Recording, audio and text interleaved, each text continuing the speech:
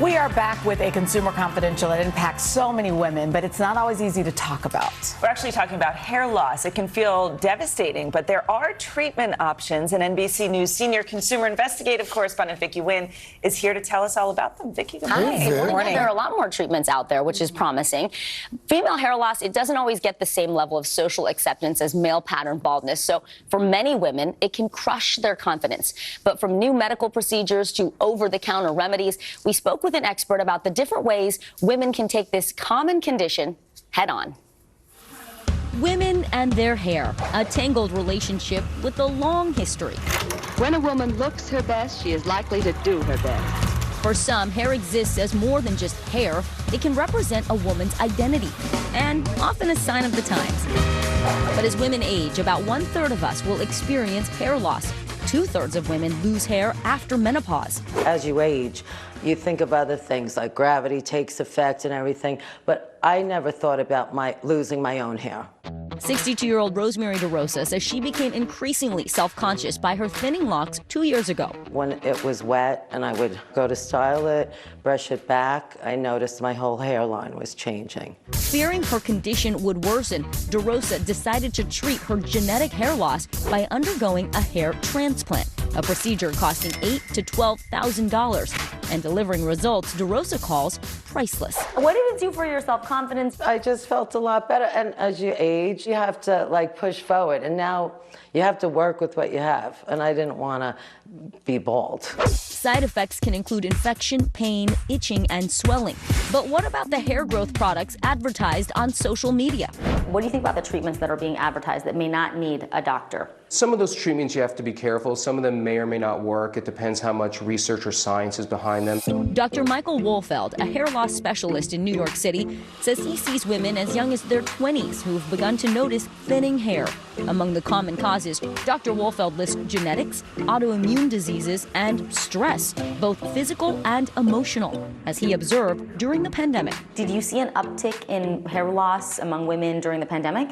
Absolutely. Someone who got sick from COVID, 2 or 3 months later, they may have noticed a shedding of hair. Even people who did not get ill with COVID did experience hair loss and shedding. Dr. Wolfeld says the average person can shed up to 150 hairs a day, but if you begin to see more than usual, either in the shower or on your brush, experts recommend first seeing your doctor to diagnose the cause. A physical exam and examining somebody's scalp, and once you know the cause, then we can discuss what are the best treatment options. Dr. Wolfeld says some over-the-counter treatments can help restore a woman's look, including minoxidil foams and solutions, certain vitamin supplements, and shampoos containing ketoconazole.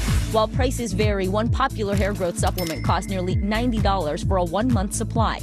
Another treatment option brings us back to DeRosa, who's returned to the clinic for a round of platelet-rich plasma injections. How long does it take after the injections to see results? It can take anywhere from 4 to 6 months, sometimes a little bit longer. The platelets have growth factors that when concentrated and injected into the scalp, they may help to thicken the hair. Dr. Wolfeld says patients usually need several PRP treatments, each of which costs $500 to $1,000. Side effects may include soreness or bruising at the injection sites. You do it for yourself, and I feel better about it. So if I feel better about it, that's all that counts.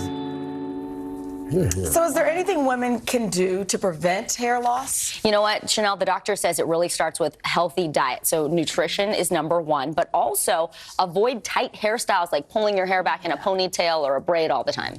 So what else is new in the world of hair restoration? Just asking for a friend. Well, first of all, you don't need it. It's all about how you feel, right? But robots, we talked about robots doing your nails and doing your eyelashes. Well, they are also doing hair transplants. It's only FDA approved for men, and it requires shaving the back of the scalp. So that's why men are usually more into it. But doctors do control the robot. They're just very precise. They're very consistent, and the results are great. So for women who had hair loss due to the pandemic, yes, what are some of the results? And how are they doing now? Well, thankfully, Dr. Wolfeld says that now as the stress is being alleviated, people are going back to their normal routines, he is seeing women saying that their hair is growing back. So stress really does have a huge impact on your hair. My goodness. Yeah, Thanks for that. That's good. Coming up next, we are getting ready for summer, and to do that,